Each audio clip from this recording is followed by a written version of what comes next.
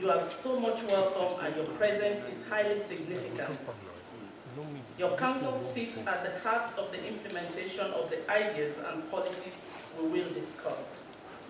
I also recognize the presence of the national president of the Nigerian Institute of Town Planners, ably represented by Town Planner Garba Jibri, the second Vice National President. We are deeply grateful for your unwavering leadership and support for our chapter.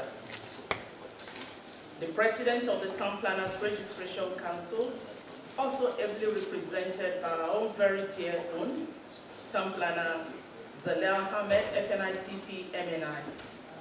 Your role in regulating the safeguarding the integrity of our profession is invaluable. We thank you for honoring our invitation.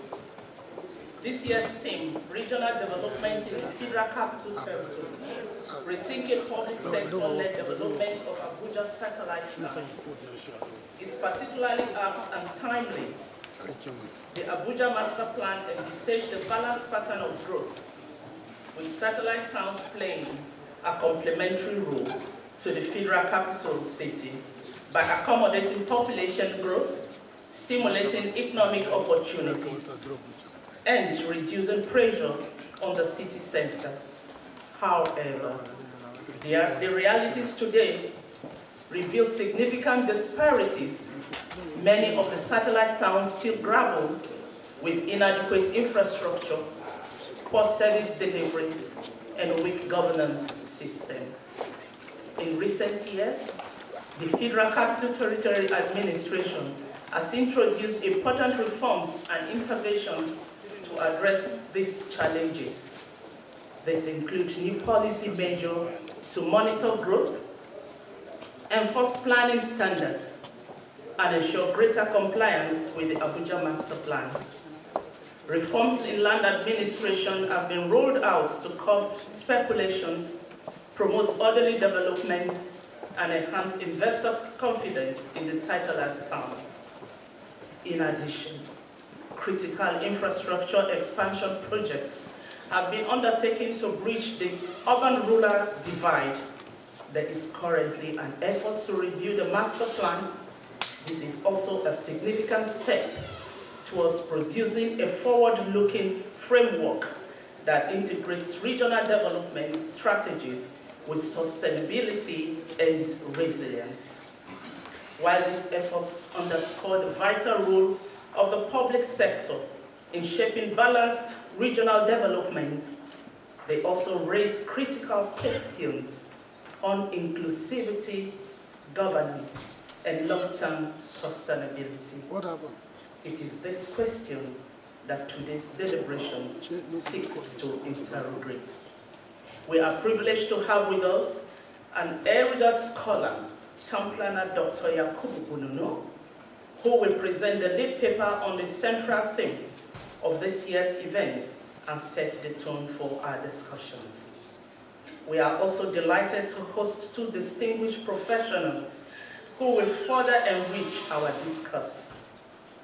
Town Planner Dr. Daniel Adamu, who will speak on spatial planning, governance, and sustainable urban growth in Abuja satellite towns, and TPL Timei Uwejamomore, Fellow of the Institute, who will present on redesigning infrastructure and service delivery in Abuja satellite towns, a pathway to inclusive urban growth.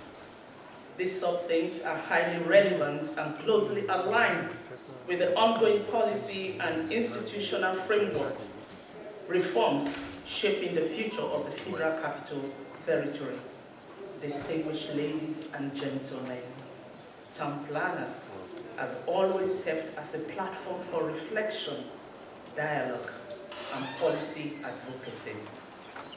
This year, I urge us to go beyond diagnosing challenges and focus on developing practical, actionable solutions that can transform Abuja's satellite towns into vibrant, resilient, and inclusive urban centers. On behalf of the Nigerian Institute of Town Planners FCT chapter, I wish to express our profound appreciation to our late speaker, paper presenters, invited guests, government representatives, development partners, colleagues, and students for gracing this occasion with your presence. Once again, I warmly welcome you all and wish us engaging and productive deliberations. Thank you.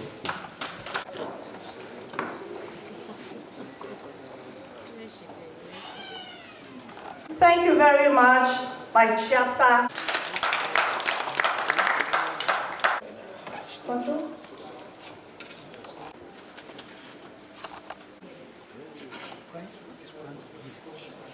You know me. My name is unofficial town planner Uche Mudo, and I'm part of your host for today. I can see my madam in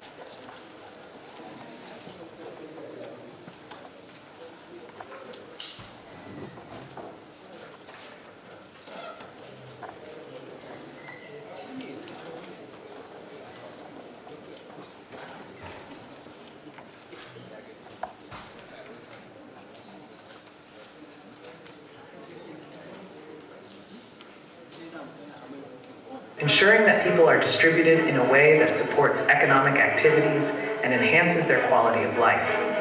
Industrial locations, strategically placing industries to maximize efficiency and minimize negative impacts on the environment and communities. As you can see, rural areas can supply raw materials like grain, animal livestock, and other resources to urban factories and industries to improve production and quality. At the same time, it is important to consider whether industries from urban areas can be shifted closer to rural areas. This can lead to the wholesome development of rural areas, providing job opportunities and improving infrastructure and services. This approach promotes the economic growth of the region. Additionally, an efficient and economical rail and road-based transportation network is essential to support these objectives. Ultimately, all these objectives and needs are interconnected. Once you achieve good economic growth with opportunities throughout the region, balancing population and migration within employment opportunities should come as the next objective. Last but not least, a rational land use pattern must be considered for the growth of all sectors, such as mining, commercial, water supply, forest, military, industry, farming, and recreational activities in the region. I hope from this short video, you got a glimpse of what a region and regional planning are. Thank you for watching.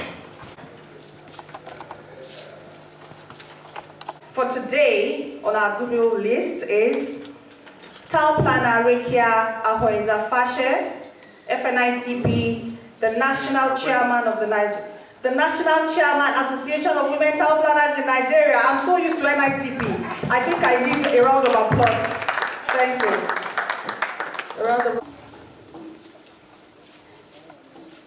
Good morning, the chairman of the occasion, the AMMC coordinator, ably represented by our very own town planner, Mokhtar Galaduma Usman, FNITP MNI, the national president of Nigerian Institute of Town Planners, ably represented by the second vice, my own brother, town planner, Garba Jibril, FNITP, doctor, please. The representative of TOPREC, ably represented again by our own daddy, town planner Kabir Yari, FNITP MNI. Past presidents, fellows of the Institute, professional colleagues, guest speakers, ladies and gentlemen, permit me to stand on an already established protocol.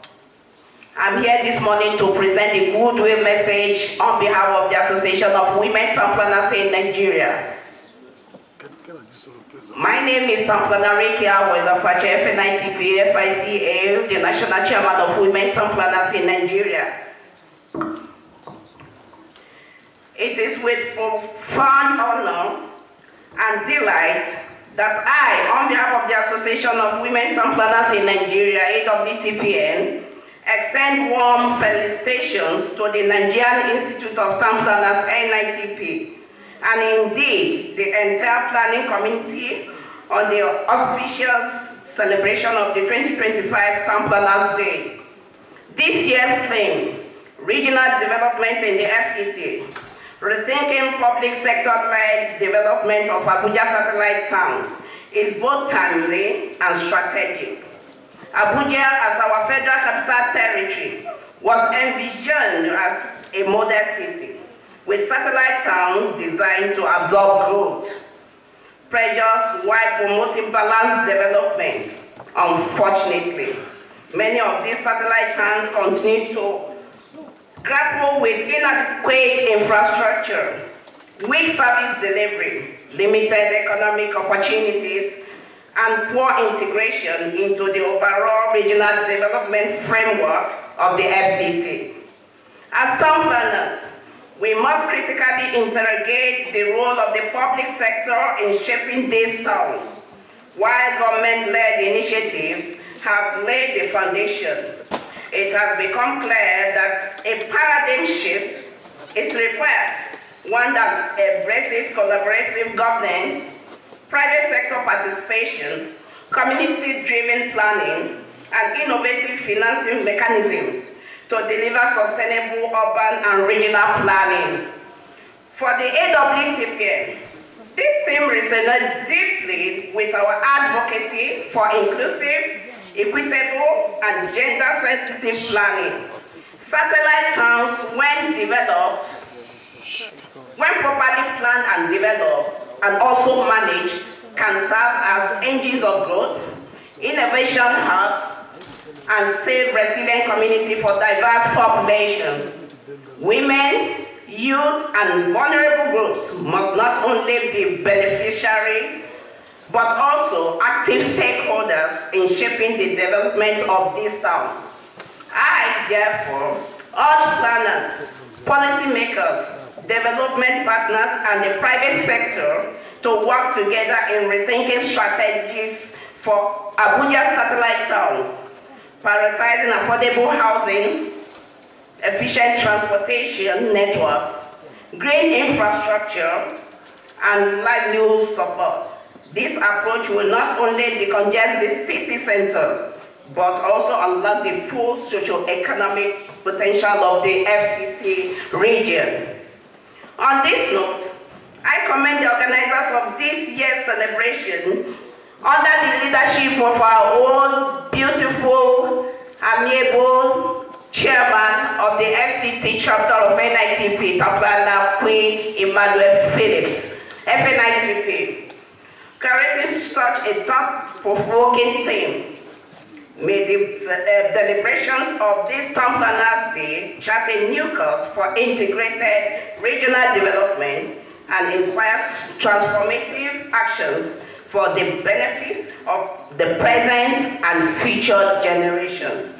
Wishing you all successful Town Planners Day. Long live NITP, long live AWTPN, long live the Federal Republic of Nigeria. Thank you very much for the opportunity. Coming from no other but the top-ranked representative at FNITP MNI. Please, a round of applause for her. Gentility personified. We're not clapping. Please, a round of applause for her. Thank you.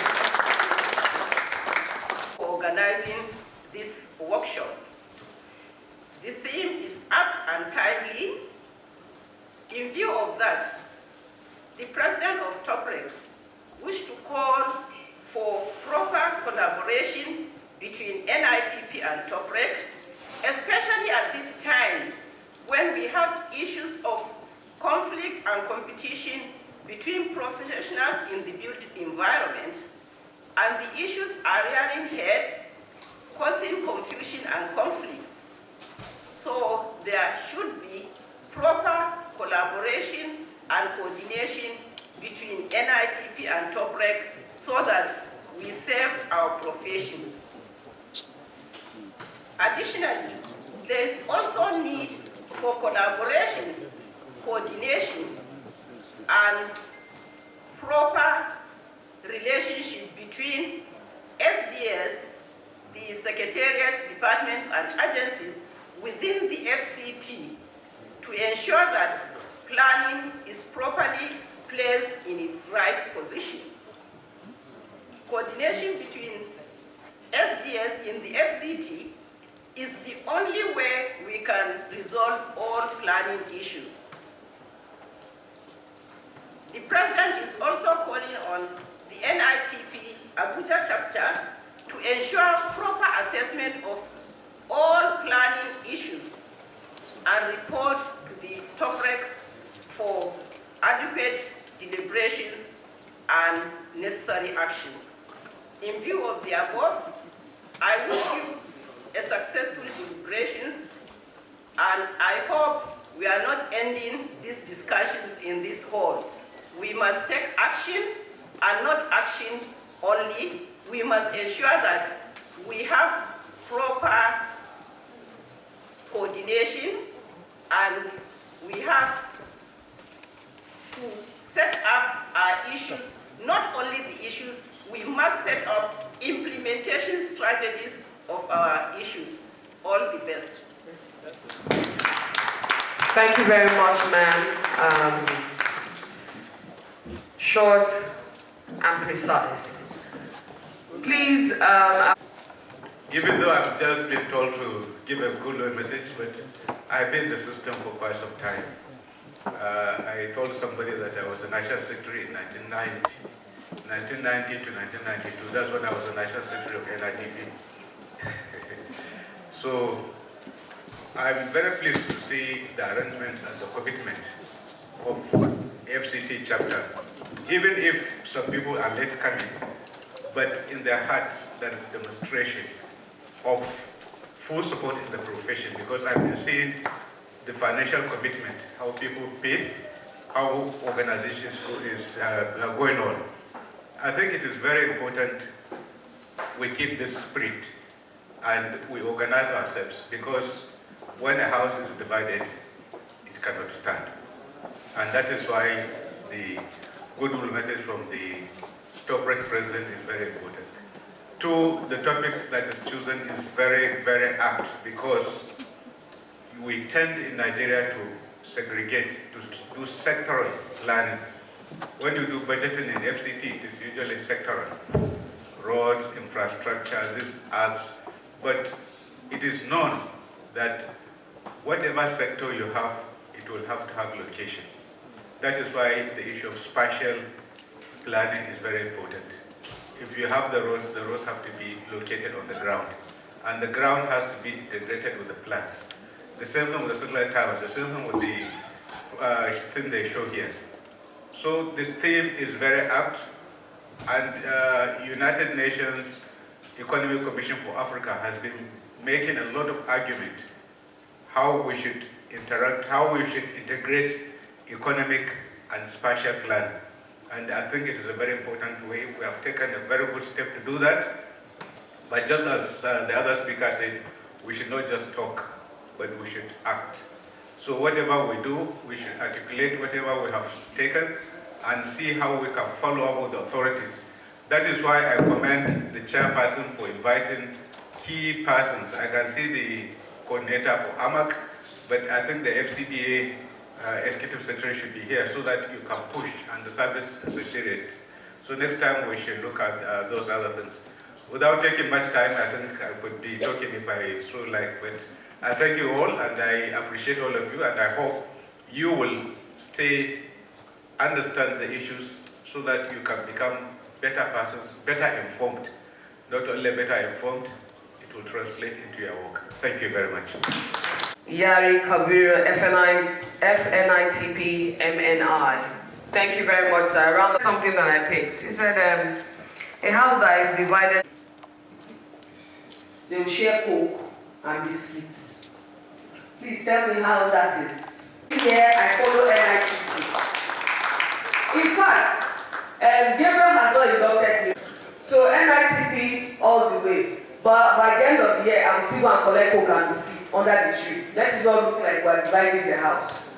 FNITP, MNI. I want to call on another past president of NITP, Mr. Nathaniel Atebuje. FNITP. A round of applause. My ever smiling on that. Please clapping for him. NITP, ably represented by the second national vice president, the president of TOPREC, ably represented by the representative for FCT, the chairman of this chapter, Town Planner Queen Phillips, FNITP, distinguished ladies and gentlemen. Well, I was just preparing to be a very good observer here today, but I've been forced to come into this place to make some statements of goodwill. Let me start by appreciating the planning committee for keeping the vision alive. One of the things that we'll also expect to have next year by the grace of God is that we'll have a publication at every point in time during our annual conference of the chapter, which is what we're having now. Because we have very, very sound academics, particularly that the town planners in development control, urban and regional planning and everywhere are becoming doctors and professors in the profession. So please, we want to have, lists of your contributions to knowledge and the wealth of the experience that you have garnered over the years, documented so that the next generation can benefit from this. Today we are dealing with a very, very topical issue. And to me, it is just because, we have not been able to understand the role of satellite towns and the development in the overall development of FCT. By the grace of God, I believe that today we shall not only redefine, but we shall also understand the whole essence, because so far we have seen that satellite towns have been seen as an engineering project rather than having a foundation in planning. And I think that the FCT administration from today will have a redefined satellite towns settlement, so that we'll be able to do it better.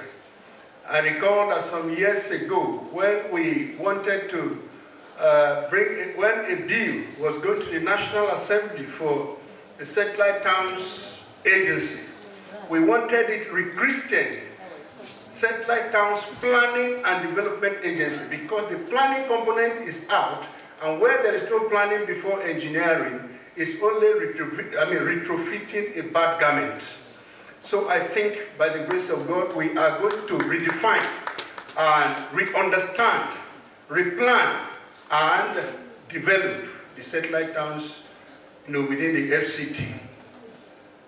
We want to also say that when planners get into that place, please assert yourself, because one of the things we have lost in the process of fighting for the stability and the understanding of satellite town development is just because, unfortunately, some of our colleagues that have led that department have not actually asserted themselves. We cannot be, dribbled or controlled by people who do not understand and do not know the future we are looking at by looking at the immediate distance.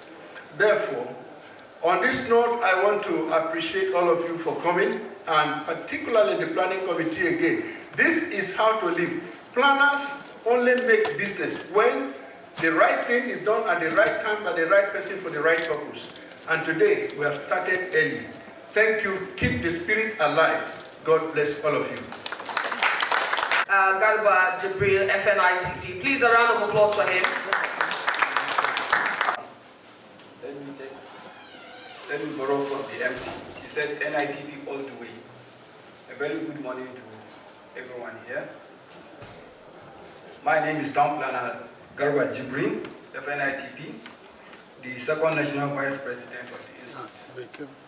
Distinguished ladies and gentlemen, I stand here before you to present a keynote speech on behalf of the 26th president of NITP, in person of town planner Dr. Obona Chime, FNITP, who is unavoidably absent. The chairman of this great event and coordinator of Abuja Metropolitan Management Council, ably represented by our very own town planner Mukhtar Galadima, FNIT, the Director of Development Control, and Chairman Practice Committee of the Institute. The top president, ably represented by our very own mother of the chapter, Haja Zaliao Ahmed, top representative of FCT. The past presidents here present, I can see 3 of them, with the chairman, College of Fellows, with us this morning. The chairman of the FCT chapter, our very own, the Queen of the Institute,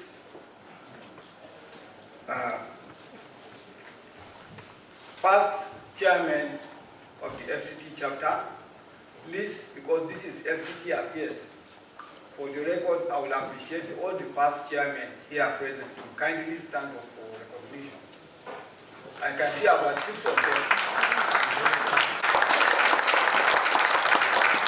Thank you, thank you, thank you.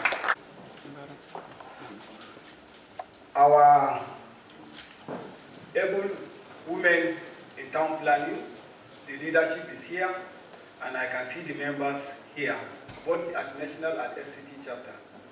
Our vibrant and resilient Young Planners Forum members, are you here? Do we have young planners here? Do we have young planners, please? Yes. Okay, I welcome you. The students are wing under the officers. I believe we have many of them in our midst today. Our eminent resource persons, every led by town planner Dr. Yakubu Bulunu, who also is the chairman of Kaduna State chapter of the Institute. Another resource person, a very close friend and member of the Institute, town planner Dr. Daniel Sani, who also is the immediate past chairman of Nasarawa State chapter of the Institute. Then our other resource person, town planner Timmy, fellow of the Institute. Distinguished ladies and gentlemen, members of the press, I welcome you all on behalf of the National President of the Institute. With your kind permission, Mr. Chairman, I so read the message from the National President. I'm highly honored to welcome you all this morning to the 2025 Town Planners Day, organized by the FCT chapter of the Nigerian Institute of Town Planners.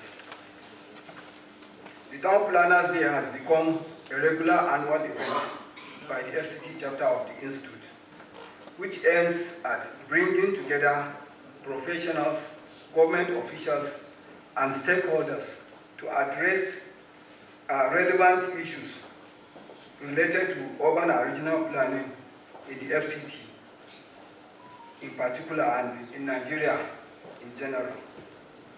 Recognizing the importance of satellite towns development strategy in the growth and development of modern cities, the federal capital city, Abuja, was planned to be an administrative city with related satellite economy, agricultural and industrial basis. Similarly, the implementation strategy adopted for the development of the federal capital city was to develop the Abuja city concurrently with satellite towns that will provide the needed complementary services and ensure functional coherence in the territory. However, due to inadequate funding, policy inconsistencies, economic and political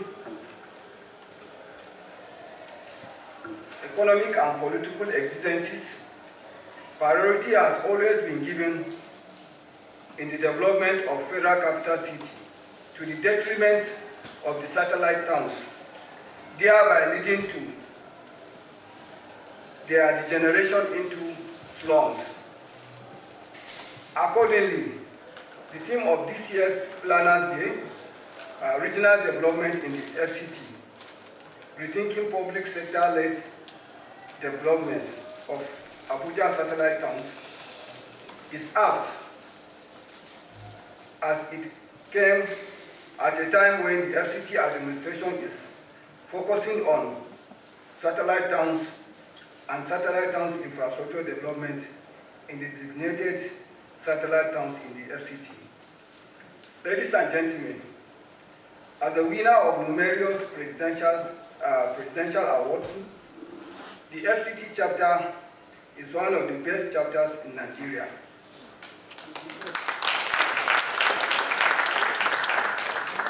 In terms of population, activities, and contribution to the Nigerian Institute of Town Planners, I am confident that the FCT chapter, through this event, is forced to evaluate the public sector-led development of the satellite towns in the FCT with a view to making policy recommendations for transforming the satellite towns into more functional and sustainable settlement. As we commence the activities of this year's Town Planners Day, I employ all town planners, other professionals, and stakeholders to contribute meaningfully to this event. I wish you a happy and successful event. Thank you and God bless NIP. President, Nigerian Institute of Town Planners, ably represented by the Second National Vice President, the President of TOPREC, ably represented by my distinguished MNI, Hajia Zalia Ahmed, FNITP MNI, the past presidents here, the Chairman, Association of Women Town Planners of Nigeria, the Chairman, FCT Chapter of the Nigerian Institute of Town Planners, distinguished colleagues, fellows of the Nigerian Institute of Town Planners, I, Mukhtar Usman Galadima, FNITP MNI, hereby represent the coordinator, Abuja Metropolitan Management Council, Chief Felix Ogwa, alias Go Round. He has given me an open check. Yes, he has a drafted speech, but as a town planner, wherever I feel necessary, I can make my contribution. So the speech is being interjected at some places.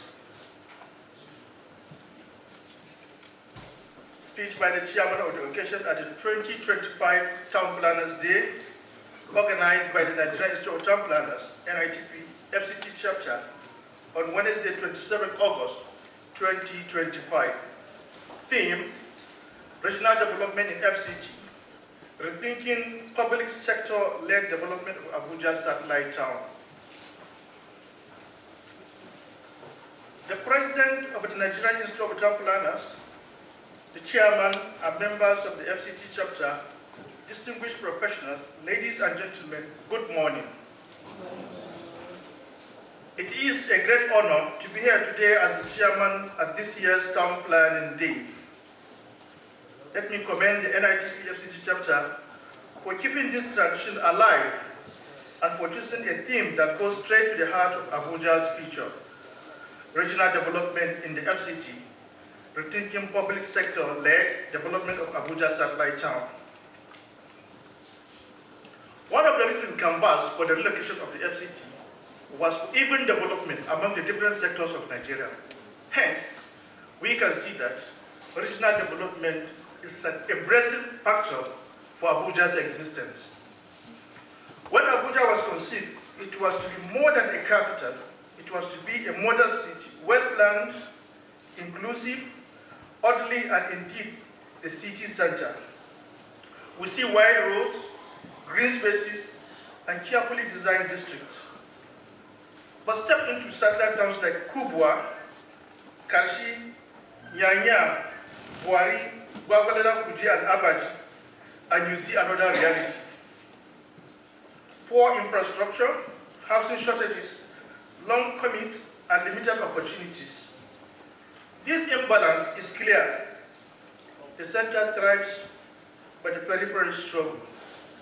This is an apparent neglect on the part of us as administrators of the city's master plan as well as the regional development plan. For decades, development in FCT has been largely city-centered, government-driven, but we all know the limits of this. Bureaucracy, scarce resources, and sometimes poor follow-through. The result is unfinished projects, overstretched services, and frustrated communities. Thus, government leadership is very important. But government can't do it alone. We have to partner with the public sector. We in the FCT, you will agree with us that recently we are doing much to facilitate the development of the satellite towns through projects and commissioning of such projects. Notably, the Karujikoi-Kashi Road has been expanded, the Kwalipai-Gomani Road has been well constructed, the Ushapa-Buari Road has been expanded. Similarly, the long tortuous Apo-Kashi Road is now nearly completion. This is indeed modern achievement on the part of this administration. But what can we do, not only as government, but as partners, differently, to see that these satellite towns are really developed? One, partnership, not monopoly. Our doors are open to work hand in hand with private investors, professionals, communities, and others. Infrastructure, yes. We have done our part, and we are still doing, by opening up some of these satellite towns. We, and indeed other colleagues and professionals, what can we do to attract private investors? On this note, I want to emphasize and I want to call on my colleagues and I to see that we capitalize on the recent infrastructure being provided, how we can improve our planning schemes or review our planning schemes so that private sectors will be attracted. Satellite towns as hubs, not dormitories. Take a case example of Buari. Let's come up with a plan that will make Buari as an educational city. Gwagwalada can become a health city. Buari as an academic and cultural center. We'll travel around the world, we see all these things. I was in Doha. There's a particular area of that city that is called Education City. When you go to Dubai, you see Media City and all this. Why can't we have it in Abuja? So I think the case now is on us as professionals. We have to come up with some of these ideas and skills to the administrators. Then creative financing. As I said in the beginning, beyond the budget, we must explore public-private partnerships. Let's look at other sources of revenue, such as land value captures and urban regeneration models to unlock resources for development of our satellite towns. Discipline in planning. Abuja has a world-class master plan. It has a very detailed regional development plan. But a plan is only a plan. It remains a plan. until it is implemented by the relevant people. This is where you, the planners, are indispensable. Your job is not just about maps and drawings or marking and demolitions. It is about people, children, family who need space, traders who need accessible markets, families who need decent housing and shorter commutes. When planning fails, inequality grows. But when planning succeeds, everyone has a fair choice, fair chance at a better life. That is why your role is so powerful. My distinguished colleagues, my friends, the future of Abuja will not be defined only by skyscrapers in the central business district. It will be shaped by the quality of life in Karshi, Kuje, Buari, Abaji, and Kushapa. So let us rethink how we will build and let the government lead with a vision, but also listen. Let planners design, but also engage the communities they serve. Let's build satellite towns that are not left behind, but are thriving, sustainable, and livable. In conclusion, as we mark Town Planners Day of 2025, let this not just be another seminar and talk shop. Let it be a turning point. If we get this right, Abuja can truly stand as a model, not just for Nigeria, but for Africa. I thank the Nigerian Institute of Town Planners FCT chapter for this opportunity, and I thank you all for the work you do every day to make our communities better. May God bless you, may God bless the FCT, and may God bless Nigeria. Thank you so very much. Thank you very much. Yakubu Aliu Bununu. Town Planner Yakubu Bununu, please, shall you rise? Please, a round of applause for him. It's not easy to be an academician. And then we're going to learn a lot today. He's going to be telling us about regional development in the FCT, rethinking public sector-led development of Abuja satellite towns. His citation. Town Planner Ali Bununu, MNITP, RTP, is an associate professor with specialization in land governance and sustainable development at the Department of Urban and Regional Planning, Ahmadu Bello University, Zaria, where he has been teaching and conducting research since 2008. He holds a Bachelor of Urban and Regional Planning in 1999, a Diploma in Computer Hardware Repair and Assembly at Bauchi 2004, MSc GIS Ibadan 2007, MSc Urban Management ABU 2010, PGD in Housing and Urban Development Rotterdam 2012. He also has a professional certificate in climate change and climate science in Rome 2013. He's got a PhD Urban and Regional Planning UTM 2016, professional certificate in financing infrastructure in African cities and planning for climate change in African cities, Rotterdam 2017. And PGD in Urban Management Tools for Climate Change, Rotterdam 2018. Town Planner Bununu has been active in urban planning and environmental management consultancy since 2003, where he has participated and successfully delivered several master plans, district plans, EIA, and environmental audit projects. He was at one time the Special Technical Assistant to the Honorable Commissioner of Lands and Survey in Bauchi State from 2020 to 2022, and the Bauchi State Project Manager of the World Bank DL1 1113 Property Tax Records, Project 2021-2022. Currently, Town Planner Bununu is a project manager for the review of Katsina, Daura, and Funtua master plans, and also the lead environmental compliance monitoring consultant of the AKK Gas Pipelines and Stations Project, Segment 2. He is also the head of Department of the Department of Urban and Regional Planning, Ahmadu Bello University, Zaria, and the chairman of the Kaduna State chapter of the Nigerian Institute of Town Planners. Please, a round of applause for Town Planner Bununu. And I'm so proud to share the same surname as Town Planner Bununu. My name is Zainab Juma Yakubu, so I'm his adopted sister. Thank you.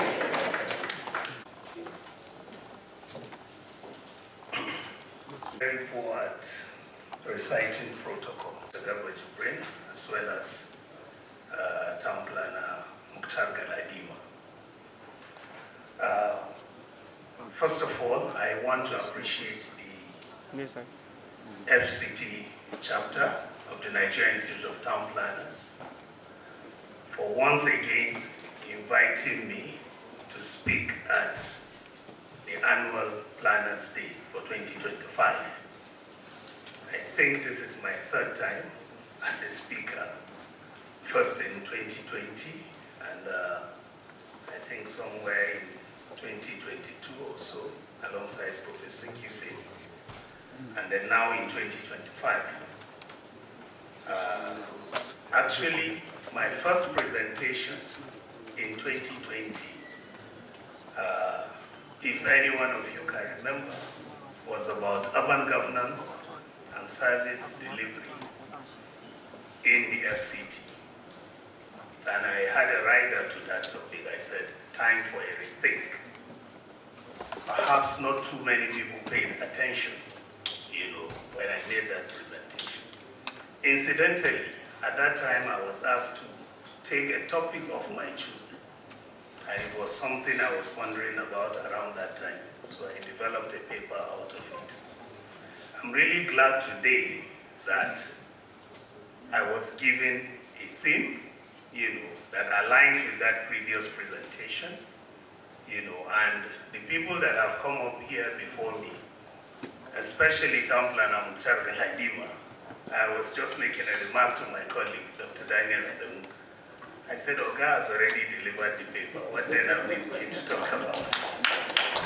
So honestly, my job has been made a lot easier, by the fact that there is a pervasive appreciation of the issues in this room. What I'm going to do is to provide a broad canvas. I believe Dr. Adamu's paper and the one after Dr. Adamu, pardon me, I couldn't really, get the surname, one of our older professional colleagues is going to be delivering, will provide more detail to, what I'm going to be presenting. And largely, this is our theme for this year's Planners Day, Regional Development in the FCT, Rethinking Public Sector-led Development of Abuja Satellite Towns. Control, how do I signal you? Okay, I should just look over at you, thank you. Okay, yeah, so let's go. I thought we should start by clarification of certain key terms. Region is one of our key terms. I think we have about 6, in the theme. The idea of a region is really very, very broad. You can have all sorts of regions. It could be ecological, physical, social, political, or economic. But we are planners, right? So what is a region in planning? Largely, it is a spatial unit that is more than one settlement or larger than a city. And by that, it could actually be, local governments, as we call them or know them, or area councils. So 2 or more, or even one local government could be defined as a region. It could be states. In Nigeria, we have geopolitical zones, which you can term, also as regions. But of course, the there are physical definition of regions, and there could also be non-physical or abstract definitions of regions. So even an economic reach that is, exerted by a city, would actually be classified as a region. And as I was trying to develop this paper, which by the way was done in less than a month, academically that's a huge feat. I'm sure Dr. Adamu will agree with me, alongside the other things we had to do. So the paper is not really a research paper and may have certain inadequacies and shortcomings. Even research papers do have that. But I had to make some calls. I wanted to find out, what are these satellite towns? As far as I'm concerned, Suleja is a satellite of Abuja because of the influence that Abuja exerts on Suleja. How about Mararaba? How about Masaka? And I can go on and on. These are places that are actually out of, the FCT, by the definition, administrative definition. Yeah. So of course we can go on and on, but I think it's better to also at this point state that regions need to have boundaries. And yeah, for convenience, right? For control, And as planners, we usually plan what we know something about. So if you say my region is limitless, then you have given me an almost impossible task. Okay? So regions need to have boundaries, and these boundaries could be physical, such as watershed for a region made up of a river basin. They may also be ecological, like the vegetation zone, or political, based on political boundaries within, a nation, such as the Niger Delta. Yes. They can also be multinational. We have ECOWAS, we have the European, Union, we have the Central African, and we can go on and on also on giving examples of what regions are. But then also, and perhaps most importantly, the definition of a region must also be guided by a purpose. And as planners, our purpose is always the planning and organization of development so as to ensure equity, welfare, and sustainability. This is what we do primarily. Our next term or concept is development. Development is largely understood as a process which brings about growth, or through which growth is produced. And in that way, it should also be positive.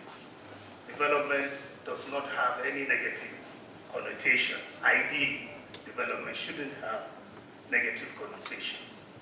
But from some of the preliminary remarks I've had, we can ask the questions. And statistically, when we look at it, our satellite towns, Abuja satellite towns, are some of the fastest growing urban centers globally, not just in Nigeria. There was some work we did in 2015 through the TED-Fund NRF grant, and we have that data, in terms of population influx as well as, spatial growth of, and interestingly, if you go back to 1980, take the satellite imagery, you see them as tiny specks. But by the time you come to the year 2000, particularly after democratization in 1999, the next 10 years to 2010, the expansion is just mind-blowing. So growth is positive, but when we say we have growth in our satellite towns, can we say that growth is positive? Just let's keep it for the purpose of the interactions we're going to have later. Yes. Thank you. And then development could also be economic or physical or even environmental. Also, development could be qualitative or quantitative. When we say quantitative, it means tangible. When we say qualitative, it means intangible. things like quality of life, standard of living, life expectancy, and so on and so forth. So generally, when development is spoken of, consideration is usually given to growth in national wealth, improvement in personal and community well-being, increasing personal freedom, as well as economic security. And that's why globally, the Human Development Index, which primarily uses 3 measures, is considered the most useful measure of development. Life expectancy, number of years in school, as well as gross national income. These are the 3 most important measures of the Human Development Index, such that you now conceive development as much more than physical.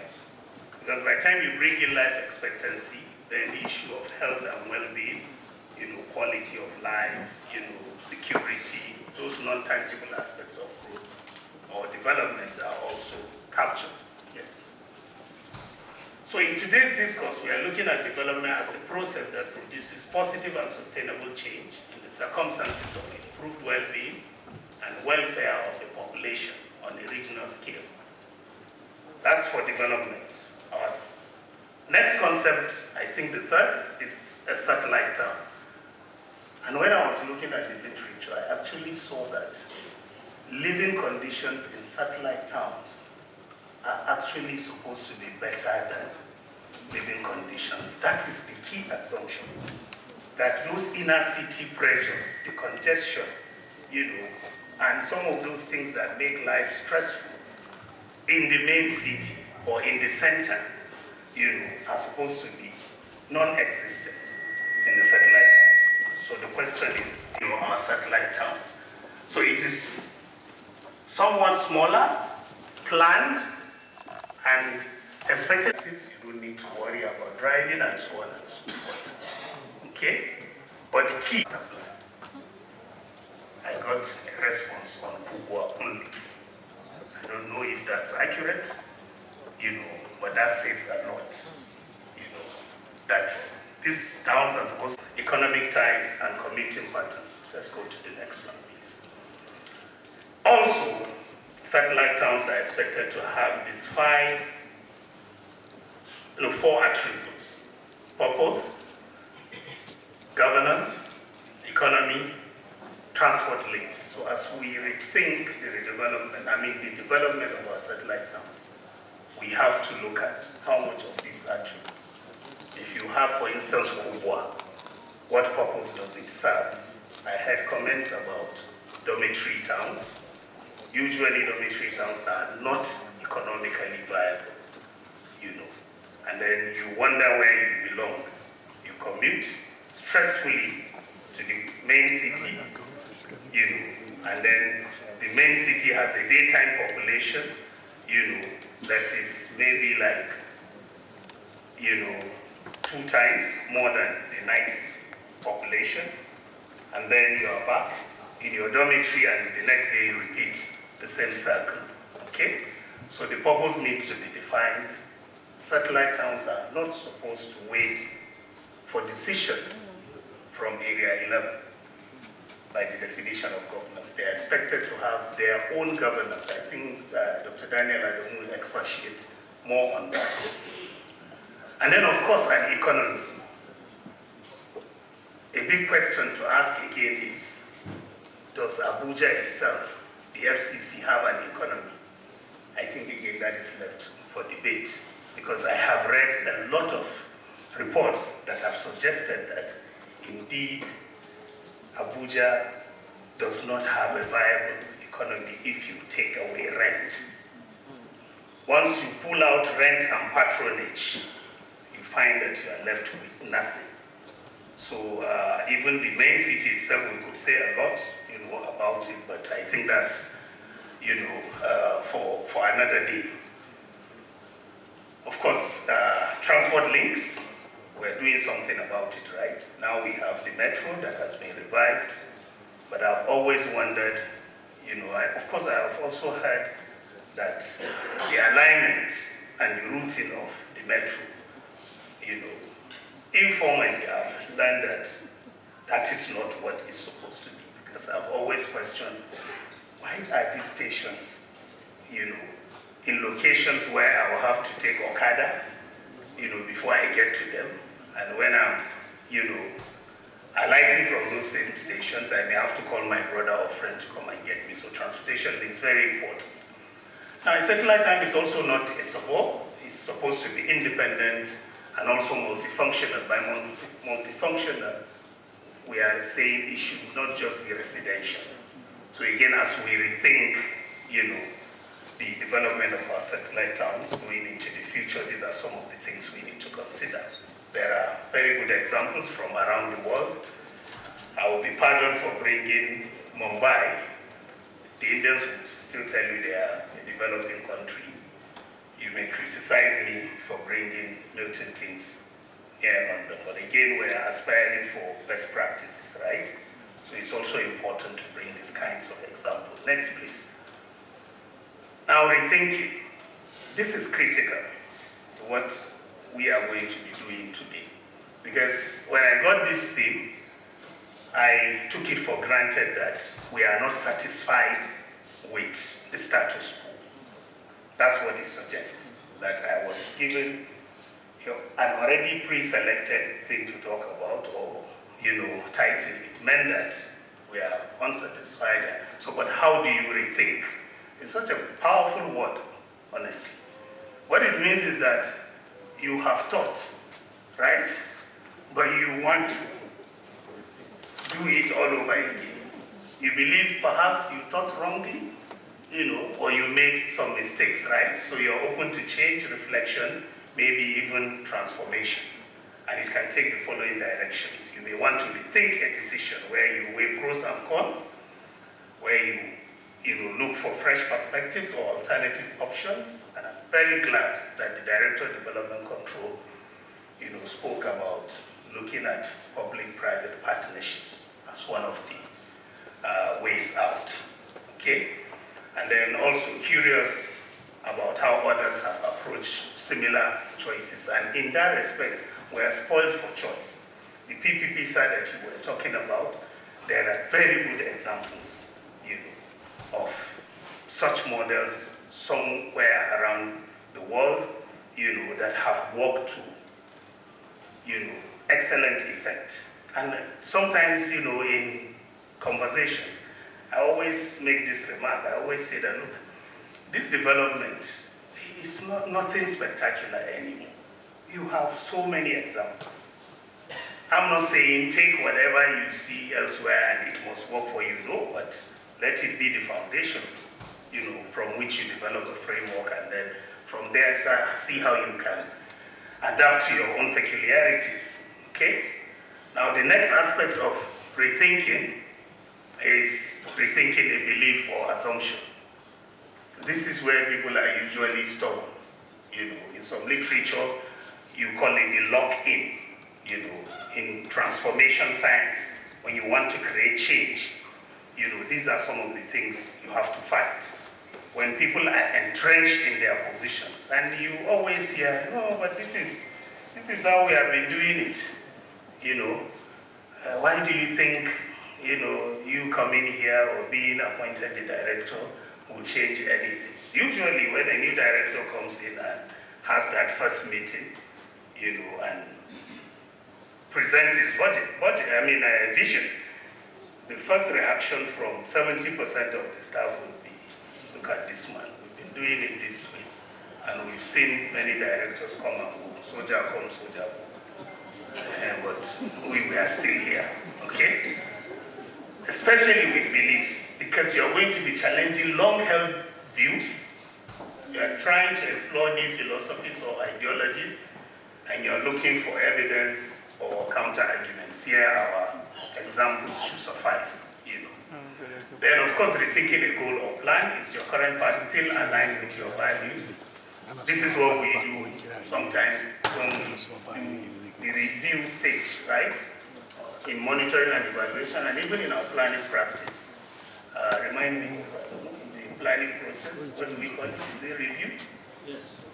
When you have a plan, even though it's 20 years, but 5 years short term or medium, you can then undertake, a review.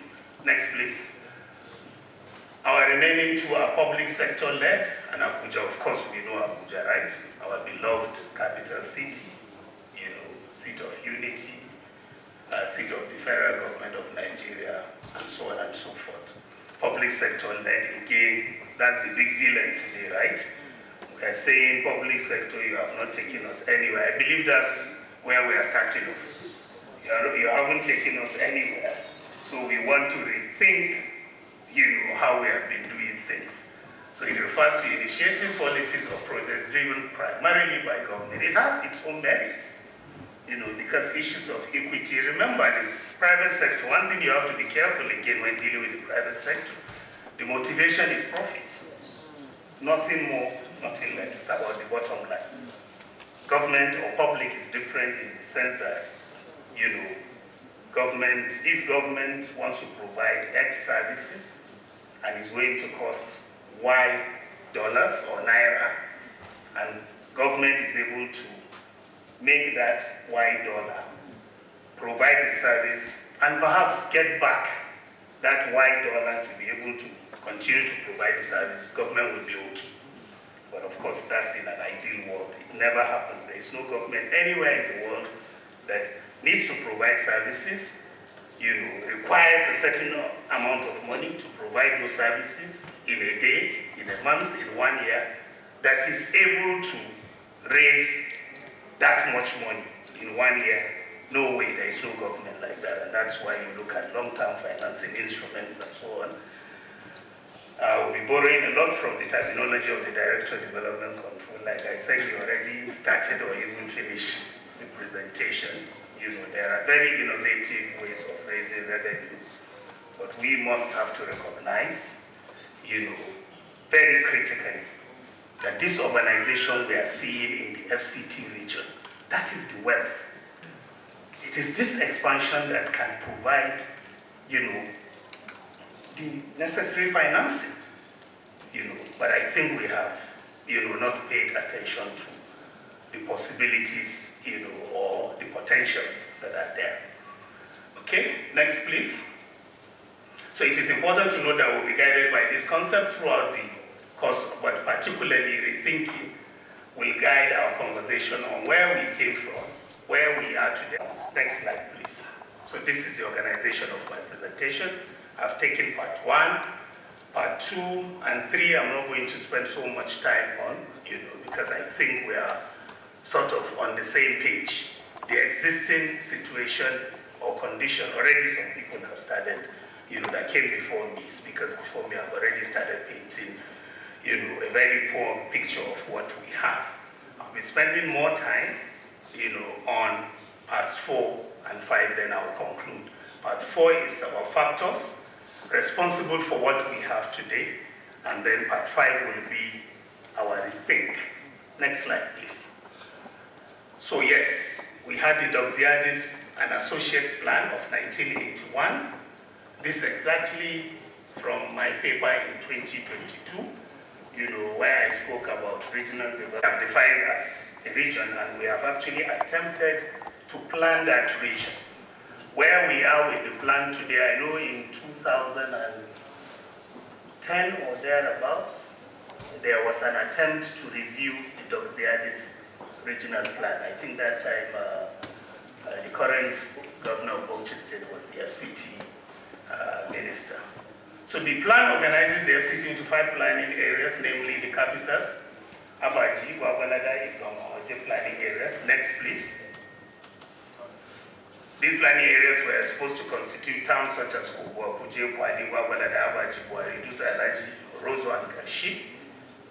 And then it also adopted crystallized hierarchical system of growth centers with Abuja Municipal as center of highest order. And then the other towns within the FCT region, acting as satellites. Next slide, please. So what is our existing situation? This is a list that I got through my, phone call research. Kubwa, Kuje, Kwali, Gwagwalada, and Abaji. Satellites of Abuja, there are emerging satellites such as Buari, Alaji, and Karishi. Living conditions in Abuja satellite towns continue to lag behind, the center. Next slide, please. Key issues like poor infrastructure, inadequate utilities and services, this is a rehash of what others have said. Most satellite towns like Kubwa, lack basic services, electricity is erratic, residents depend on, commercial boreholes for water. Babalada, for instance, suffers from dilapidated buildings as well as congestion. Next slide, please. These photos, I didn't want to tag them, this is where, but, I made sure they are from the FCT region. Waste management is a problem. Even in the center, it is, right? Abuja satellite towns, government, we have the federal institutions, and we can also say, the FCDA or the ministry, also a federal, but other federal institutions, Ministry of Works, Ministry of Housing, and so on, are all tires that make up the governance structure. But yet we are saying we are not satisfied. So what is the problem? Next slide, please. Progress has been slow. Many residents feel abandoned. They resort to self-help. People sometimes have to build culverts, by themselves, patch roads, and so on and so forth. Next. Yeah, so the question is, how did we get here? It's a combination of factors. Some of them I've already mentioned, right? Infrastructure deficit caused by policy, planning, financial, and demographic factors. The last one, this demographic factor, is key. I've mentioned to you about the transformation the FCT region has seen. That some of these towns we are discussing today are some of the fastest growing urban centers globally, not just, in Nigeria. So there is that issue. It seems as if the rate at which urbanization is happening is faster than our ability as policymakers, to cope with that transformation, and something needs to be done. What is it that you are going to do? Are you going to develop a system of admission or rejection? And there are metropolises around the world that have actually tried that model. When El-Rufai was governor, he was doing resident registration, to provide a good basis for planning. Because again, in Nigeria, our basis for planning is indigenous. But you can be indigent somewhere, and resident, somewhere. So the models are there. There are also urban governance and planning gaps. We do not have empowered local governments. And ladies and gentlemen, when I speak about local governments, I don't mean local government areas. I mean governments at the local level. I've always made the argument, that before we can sort out these challenges, we need to start thinking of how we can, and I'm sure my elder, Alaji Kabir Yari, will have a lot to say about that, because I know there are UNDP models, for urban management, and so on and so forth. So we do not have that. If you have a local government, that is the farthest we have, or the lowest level up to which we have decentralized. But then within that local government, how many cities or towns do you have? Who is in charge? Is it the distant bureaucracy? Somewhere in the local government headquarters? Okay, so governance needs to come, very close, to those who are supposed to be its beneficiaries. In this way, we can take a look at, the decentralization literature is very vast. Again, local examples, Kaduna tried to do that with the Kaduna Capital City administration, Zaria Metropolitan, but unfortunately with the change in government that has been thrown, out of the window. So this is key, and this weakens participatory governance and limits effective urban planning. Next, please. And of course, inadequate housing and land administration. We have failed to deliver affordable and well-planned housing, and this has fueled informal settlements. I always, worry when I see, and with all due respect and apologies, when I see the federal government going to state capitals and some other locations trying to do housing projects. Truth of the matter is that it is not supposed to be a federal function. The federal government can set the standards, and even ask urban centers or rural, as the case may be, to aspire to those standards. And you set a grant system where you say if those units are going to cost 100 million naira, and you are able to meet A, B, and C, maybe in the governance issues, land administration, and so on, the federal government will give you 70% of that 100 million naira. That's what the Department of Housing and Urban Development in the United States does. They don't build, individual dwellings. They don't build housing units, but they set standards for you to aspire to. And once you reach a certain milestone, unfortunately in Nigeria we are practicing some of that, but it's the DLI model of the World Bank, which is loan-based, and our states are rushing, to collect those resources because again, for some reasons I've been part of it, I will mention those reasons here. Then of course, economic marginalization and inequality. Our settler towns don't have an economic base. Most of them are dormitory cities. Yes, we have informal trading, right?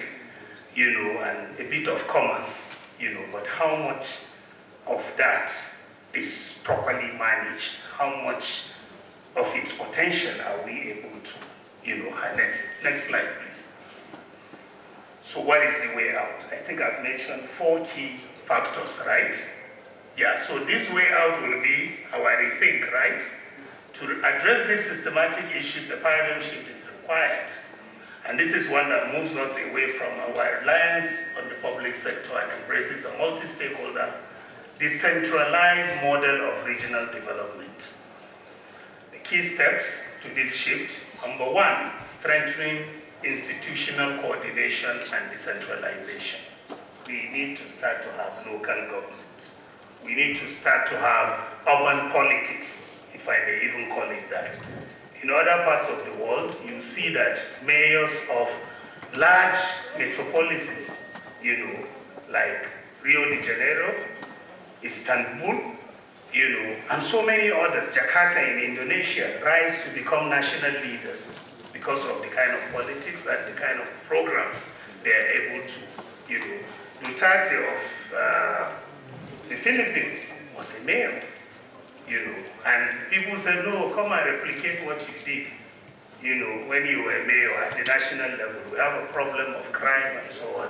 Some would say he overdid it because they said he was extrajudicial in some of his actions, okay? So the governance of the FCT should incorporate greater decentralization, empowering area councils with the legal, financial and technical capacity to plan and execute development projects. This would ensure more responsive governance and localized decision-making. You see, the thing about governance, service provision, even infrastructure, I'm sure that Adamu will have time to talk about that. We have to identify revenue streams. Often we say Nigerians don't have good maintenance culture. No, that's not it. You've not managed to say how the maintenance will be done. You just think if you provide it, then by some miracle it should maintain itself. I hope the situation has improved. These days when I come to Abuja, I hardly go out at night. I don't know why. Maybe I should find time to do that. But in the past, I know that the city has been unable to provide street light. Why is that so? Can we think of, for instance, say, what the Directorate of Road Transport, whatever, does, those fees they collect, roadworthiness and what have you, can that be a revenue stream for traffic lights and street lights, for instance? Can we agree? Because if I ask the question, what do you do with those things? And they collect a lot of money. Put a searchlight on them, you realize that it's actually a lot of money. But when it goes into that central pool, my university has that problem. When ABU collects money, it goes into one, and then they start asking you to apply, and if you don't apply for it at a certain time, then it has gone, into something else. So we need to look at that. And of course, critically, public-private partnerships. I think the next 2 slides, what I will be showing is actually not in my paper, but I think we need to spend a bit of time there. So we need to encourage private sector participation, infrastructure, housing and service delivery, And this could bridge the funding gaps and inject innovation. But the private sector wants security of its investments. Dr. Daniel will speak about that, I'm sure.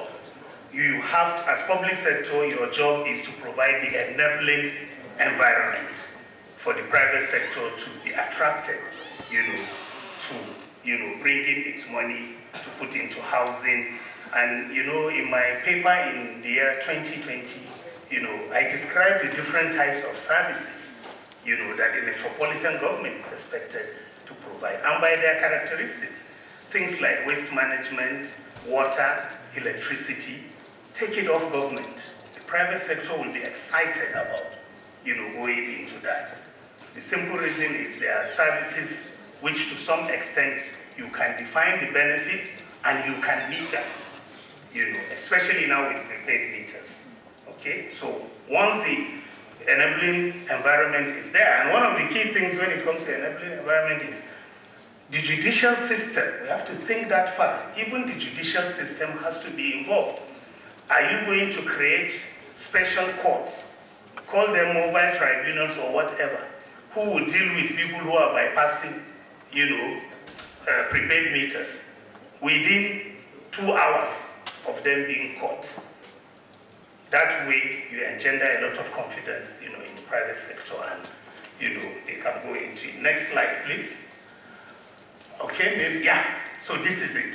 This is part of a submission that I was, privileged to work on, and we were looking at housing estates and mass housing, sites within Abuja, and we realized that we could estimate about 80,000 units. And then area council statutory titles, 150,000, and then sectional statutory titles, 12,000. We saw that we had 242,000 that do not have titles. This mass housing arrangement, even when people build estates, people take charge of the property, but the documentation lags behind, which most of the time people don't follow up on. And I want to state that, honestly, it's our responsibility to follow up as planners. We are the ones, because we are the ones that make the plans.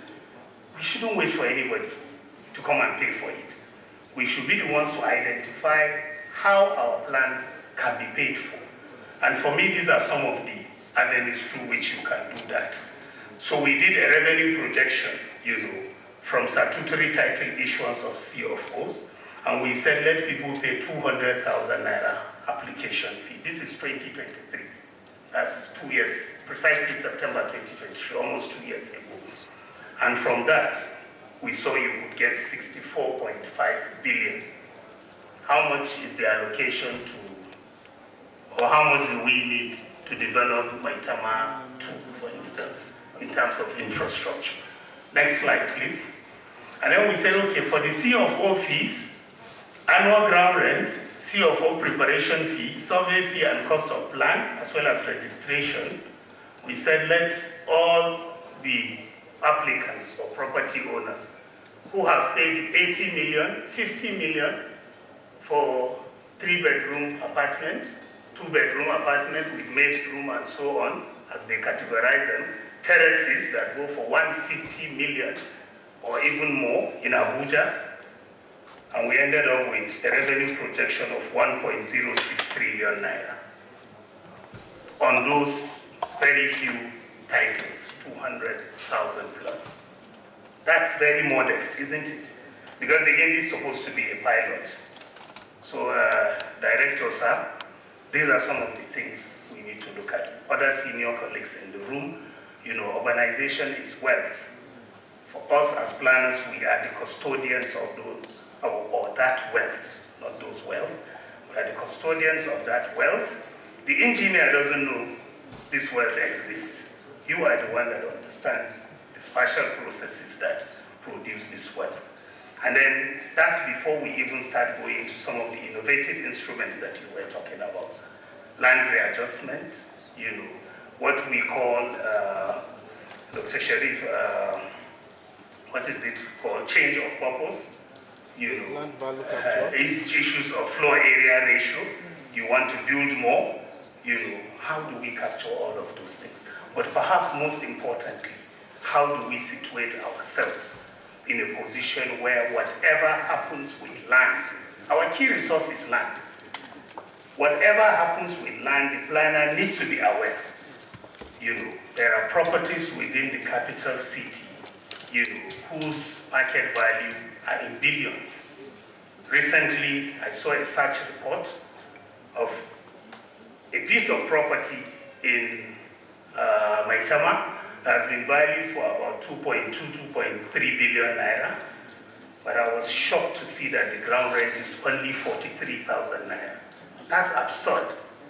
And that is a one-off charge. And if we go by what the estate valuers do, that property can attract 20% of its net value as rent. 20% of 2.3 billion, ladies and gentlemen, is what? Why should I collect 43,000 naira? That 43,000 naira, as far as I'm concerned, is not even enough to cover the cost of collection. So why are we doing this? The property owners, and again, you see, there is even moral justification why you should tax property. There is, because the owner of the property is not the one that has created that value. It is society. Even you as a pedestrian just walking in front of his or her property, you have created value. If it was in the bush, nothing happening around, that property will not be worth that. So there is justification. And as we rethink, let us look at some of these issues, okay? Integrated infrastructure planning, I heard again, whispers about that, right? That as we look at the city, we also have to consider that we have a wider region that we are concerned with. Sheger near Addis Ababa and Addis are a good example. Ethiopia does not even have our GDP, right? It's a developing country and we can comfortably, but go to Ethiopia. Ethiopia is now one of the most frugal states in Africa. Their metro, Taslim Alade's dissertation, PhD dissertation at IHS Rotterdam, determined that in Lagos, for the same design, everything almost similar, coverage and so on, in Lagos we spent almost 10 times more than what the Ethiopians have spent. Ethiopia has actually managed to reform its public finance management system. These things we are talking about are public finance issues. And we can do that even here in Nigeria. And my belief is that's why anytime I'm invited to come here, no matter how inconvenient it is, I'll still find, ways to come. Because I believe, and even in class I tell my students, some of these things that I cannot do in Zaria City, I should be able to do them in the FCT. And that is because those encumbrances of Zaria City, Chikinganwa in Kano or Bauchi, you can damn the consequences and say everybody, must pay ground rent, for instance, and so on and so forth. So yes, we need to look at, an integration. We need to know that these things are, parts of a whole and they need to connect. It is really very funny when you are going to Kaduna and you are leaving the city. Do you know you are going in the opposite direction of Kaduna? That's what you are doing. Before you get on the Kaduna-Abuja Express, you have to go backwards. Shouldn't there be some regional network that would have just allowed you to go through Asokoro and maybe you are even beyond Jere, something like that? Because I've seen that kind of regional, road transport system, in Malaysia. Next slide, please. Thank you so much. I'm sorry about that. Affordable housing. You cannot do that if you don't have control of land. There is a very good example, which is the Nasarawa Technology Village, and there are also different models, You could go the social housing route where people can rent at 25% of the market value. That's a responsibility of government. The Nasarawa Technology Village, when it started, the units were going for, off-plan, they were about 5.5 million naira. Today is 18 million naira because of the changes we have had, since that time. But at least the government provided the land. That's why they could do 5.5 million. And they said, that is our own contribution, so don't factor land, into the production, process. And these are some. And of course, then, apart from the social housing, you can also go the affordable housing. And then, of course, mortgage finance, It's only in Nigeria we are expected to build our houses block by block from the scratch. In other places, and we are collecting National Housing Fund. And it's a lot of money. In fact, a lot of people go through service, retire, they don't know anything about their contribution. I've been working now almost 20 years, and when the assessment was done in my own case, it was realized that now I can only access about 20 million naira. With the current market realities, I can manage the 20 million naira, to have something decent, even if it is not finished, but the roof is there, the floor, and so on and so forth. So, a lot that we are not doing. Next slide, please. Economic diversification. We have to think of, and I'm glad, sir, you mentioned, you gave examples, of Gwagwalada being a health city, for instance. The only place I may differ with you is that it can also be a logistics hub. Look at its location. You can develop a value chain around agriculture, and that's, Gwagwalada. So let that be the identity of. And look, this is not for economists. This is for planners. This is for planners. We have to put on our thinking caps and know that we have a role to play. And when we do that, for goodness sake, who will be contesting Satellite Towns Development Agency? As a novice, as somebody who was just in the classroom, a naive academic, when they said they had created Satellite Towns Development Agency, I say very good. Planners will have a serious say. This was my reaction, honestly. I didn't read anything about it, but I thought, if you are going to have a towns development agency, but it's so sad to hear that planners have to even fight, for a stake. But also, we have ourselves to blame. It's our job, I can give you a simple example of how one of us convinced a private entity to do a greater Suleja development plan for the government. The person that owns this Royal Institute, Sumarok Resort, financed it. Because to protect his own business, he's looking at the mess that is happening around there. And somebody went up to him, a planner, and said, look, maybe you need to do something. You have a good relationship with the governor. As I speak with you, they are in the process of the final submission. Let's not wait for contract. We can do a lot of, in fact, even if it, because that was paid for. But some business came, it didn't go into a bogus procurement process where they will say it's 1 billion naira and then the government will not be interested. So things can happen if we put on, our thinking caps. Go to the next slide, please. We need to diversify the economy. Next slide. Yeah, so to address these challenges, local development initiative must focus on empowering economy. I think we have said it. Gwagwalada can be a successful agro-processing hub and logistics center. Kuje, with its vast land area and families, are big in Egypt, for instance. The farmers are organized around cooperatives. Their settlements are purpose-built.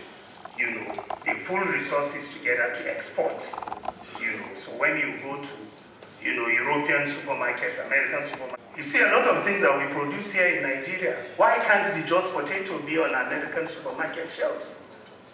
And even here,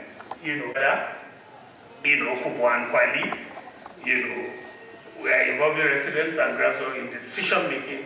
If we do that, it can lead to more responsive governance, better water aid, youth hub, NITP, and our CSOs that are active. What NITP is doing today in Abuja is part of community participation initiatives. If you are doing, for instance, a master plan for one of these satellite towns, let's say Kuje, if the residents of Kuje come and attend the public hearing, they will know what you are talking about. And that should be in Kuje. where they will be comfortable to tell you what they think. And you'll be surprised what you get. But if we sit here in Area 11 and do this top-down approach, honestly, nothing is going to change. Next slide, please. So yes, I'll conclude, if you permit me, by reading this very long passage because it's important.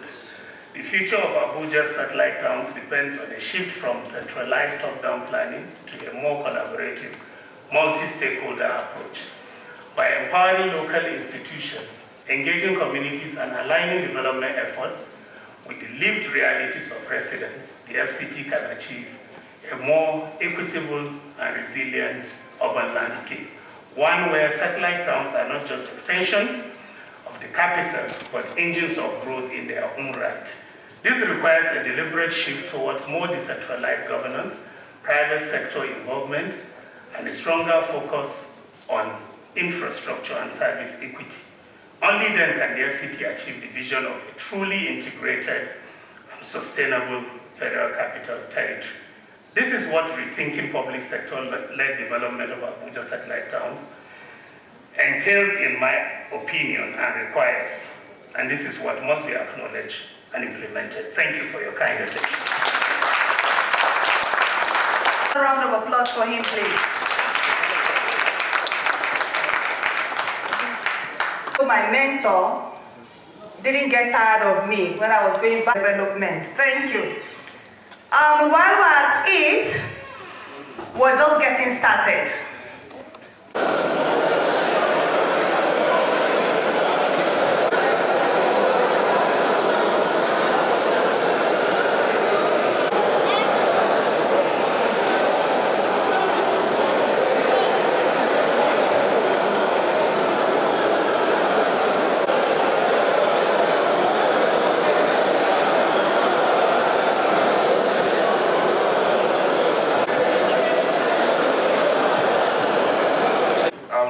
Managing Director of Eagles FM, the radio station here in Abuja. And I am here on behalf of the chairman, who is unavoidably absent, but he sends his warm regards. Thank you so much to everyone, the town planners here. Happy Town Planners Day. I know this occasion is a very, very important one, not just for all the people here in the room, but also for we that are in Abuja as well. Whatever is being discussed here is very important to our future here in Abuja, and we believe that whatever will happen here would yield a fruitful result. Yes. So to go into the speech proper, distinguished ladies and gentlemen, on behalf of the management and staff of Eagles 102.3 FM Abuja, I am delighted to be here with you on this important occasion of this 2025 Town Planners Day. We thank the organizers for extending the invitation to us and for recognizing the role of the media as a partner in the national development. As part of the fourth estate of the nation, we pride ourselves in shaping conversations. The theme of today's gathering, regional development in the FCT, rethinking public sector-led development of Abuja satellite towns, is both timely and thought-provoking. It calls our attention to the urgent need for inclusive planning, sustainable growth, and innovative approaches in developing the satellite towns of our capital city. At Eagles FM, we believe that media must go beyond reporting. We must actively shape conversations that promote solutions, highlight positive initiatives, and hold up models of excellence. As town planners, policymakers, and stakeholders deliberate here today, Eagles FM pledges to use our platform, like we always do, to amplify the outcomes of this forum, to enlighten the public and encourage collective ownership of the development process. Together, let us think, reimagine, and rebuild satellite communities in ways that reflect the aspirations, the visions of planners, and the dignity of our federal capital territory. Thank you, and may today's deliberation yield lasting impact. Thank you so much.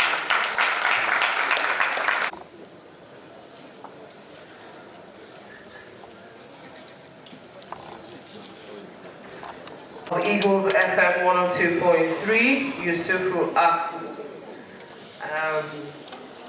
Normally, if we were not in the same business, I would have said keep listening to Eagles FM. Because as much as he needs business, that's the same way we need business to stay afloat. So, Eagles FM MD, I will not tell them to listen.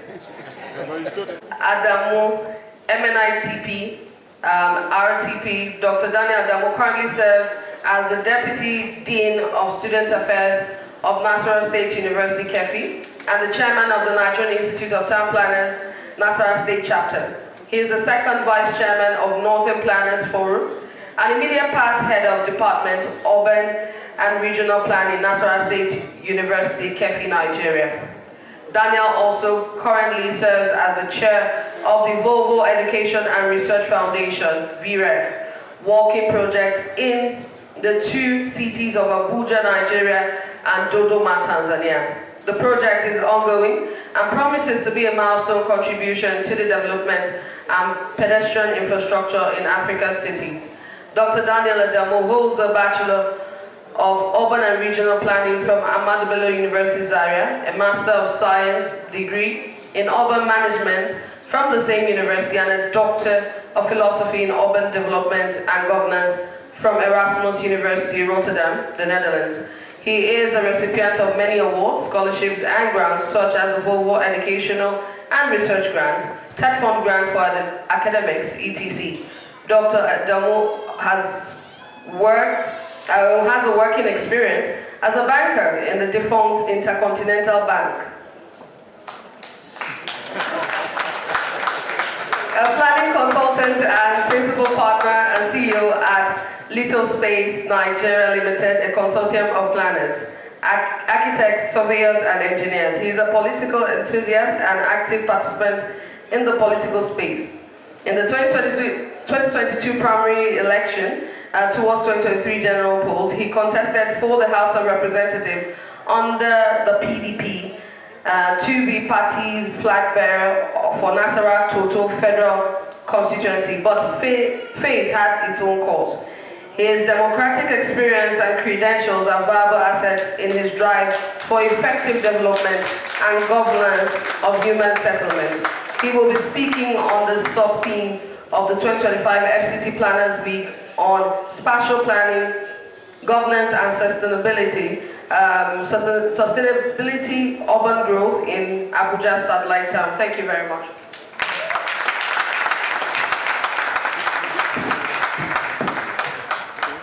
Ogambe, the next bank you enter, not food. A lot of things cross my mind. Establish protocol for the discussion, and I will not go into that because it has been well established.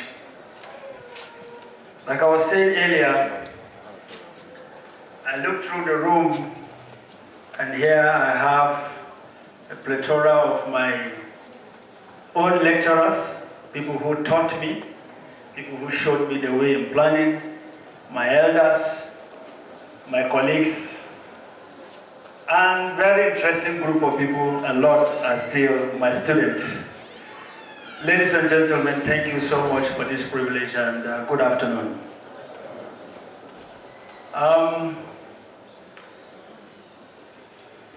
The MC has rightly introduced the topic for which I will be discussing: spatial planning, governance, and sustainable urban growth in Abuja's satellite town. I know the control room. Can we go? Yes, we're good to go. Thank you. I quickly gave a structure of the paper with about 8 components, of which I will be driving us along these pathways. I'll be discussing on the Federal Capital Territory Spatial Planning trajectory, experiences of other capital cities with their satellite towns or metropolis. We'll delve into the concept of governance so that we can have a conceptual perspective. Look at governance and government. Let's understand whether they mean the same thing or they mean two different things.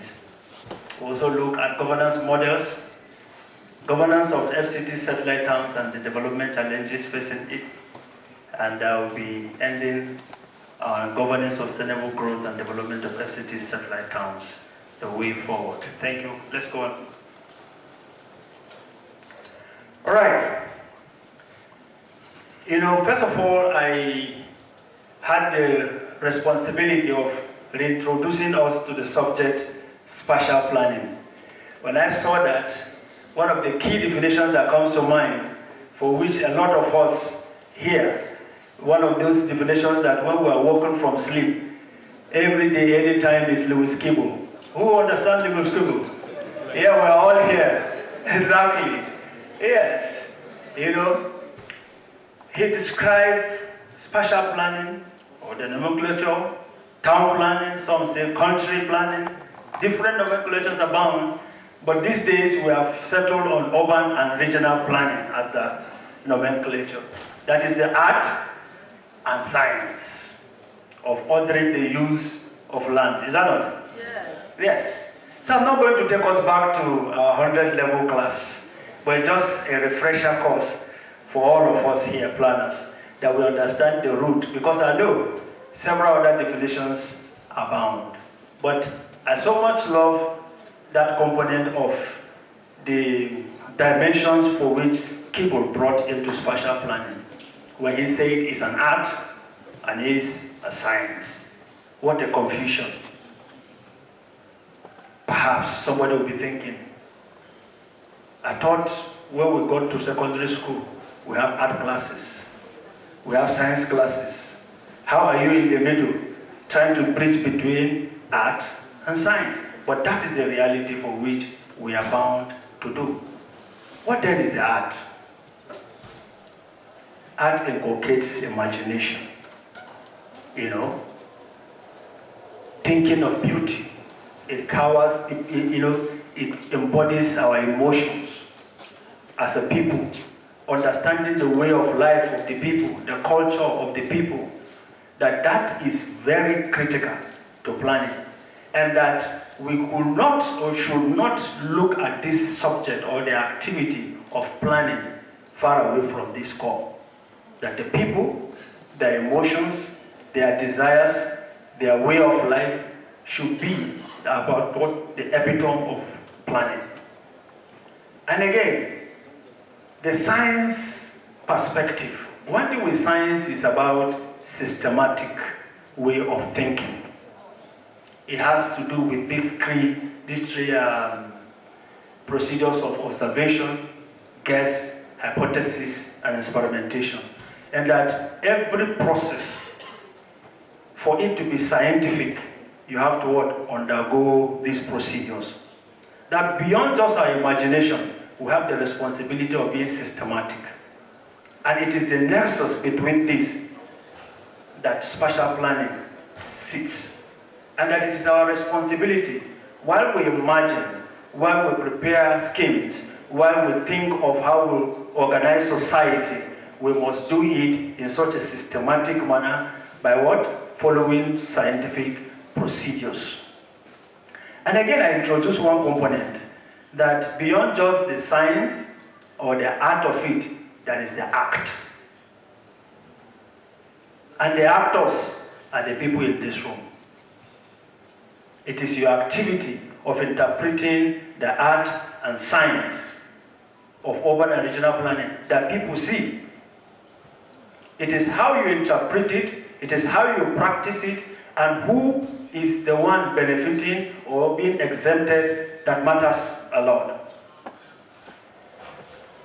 I quickly thought of it that my senior colleague, who have delved so much on the subject of satellite towns, defining it, I presumed that he was going to do that, so I didn't go into that part, because I know that I was going behind him. So let's go on. Yeah, thank you. So I quickly got the spatial expression of FCT's satellite towns. I got a document that established these communities as designated or emerged satellite communities of the FCT. I think about 15 of them, and try to map them so that we have a spatial perspective of where they are and how they relate with each other. Even make an attempt at understanding the distances between them and the central city and the connectivity that ought to, or perhaps we hope to establish between these communities. Next slide, please. Again, because I have the responsibility of unearthing the governance perspective, I thought of it like it is good that we go into the organization that is responsible for managing and administering the responsibility of developing satellite towns of the FCT. And the first goal, or the goal is that a highly professional government establishment saddled with the responsibility of providing engineering infrastructure and to provide functional, efficient, and cost-effective services in the satellite towns of the Federal Capital Territory.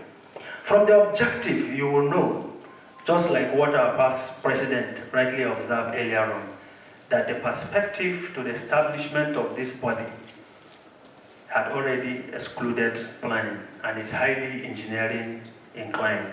And as such, when you look at the responsibilities and the way to which the activities take place, you get to see that it is right from the beginning, the conceptualization of this organization. And the objectives is to open up and develop the satellite towns by providing infrastructure facilities, provide a better environment through the provision of basic amenities and ensure clean and green culture, develop and upgrade existing settlements, including relocation, resettlement, and the rest of it, to develop a comprehensive approach towards enhanced standard of living of settlers.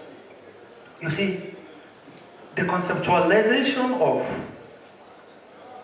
Abuja's Satellite Towns Development Authority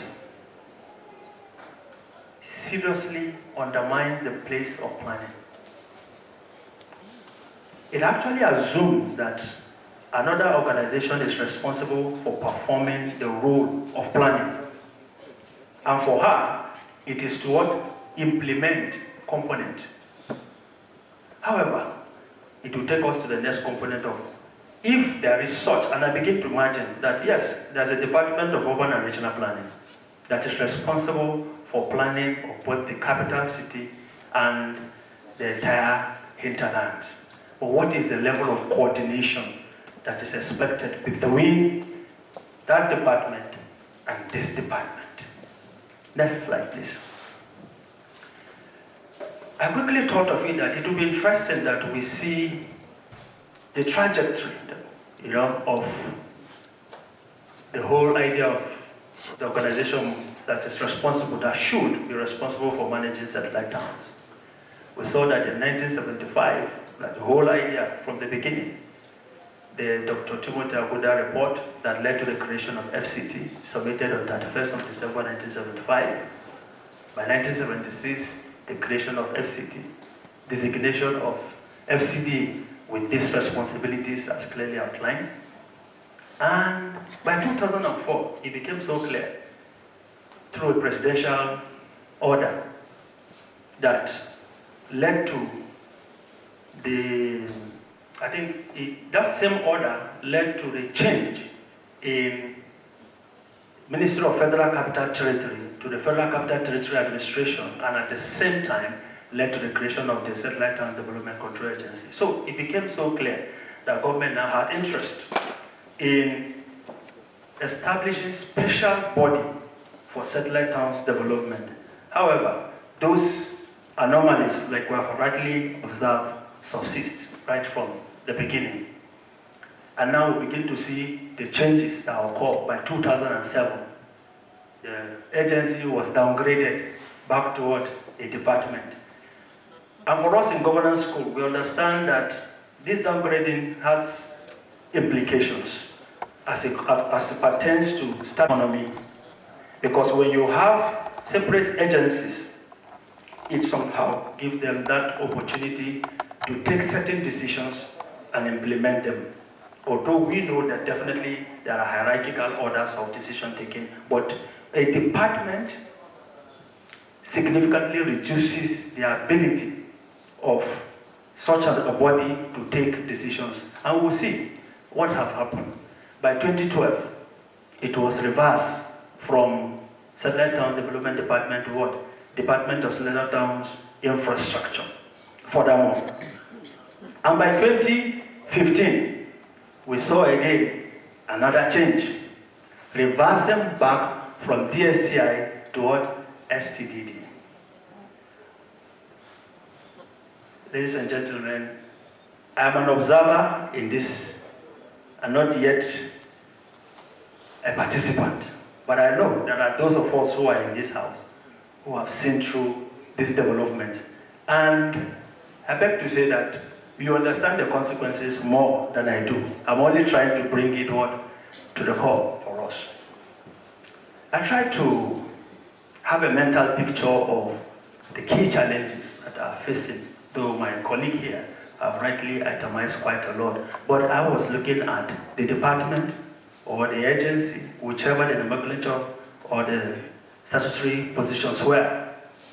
I looked at it at the peak of it, is that there's a weak institutional framework. The institutional framework here is largely, the creation of these agencies. They were largely product of presidential order. And what is the implication? It means that another president or a change of administration will definitely affect the status of such an organization. In the trajectory that I looked previously, as presented in the past slide, we saw a situation where a minister reversed a presidential order. And another minister reversed another ministerial order.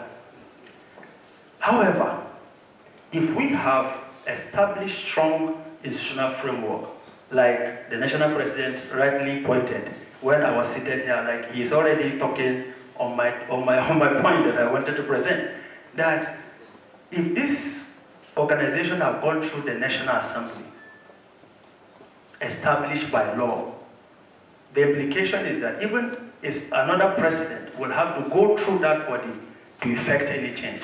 And that will bring you and I as critical stakeholders to the open hearing, and there will be contestation of ideas. I don't want to go to my solutions earlier on, but those are the challenges we have observed.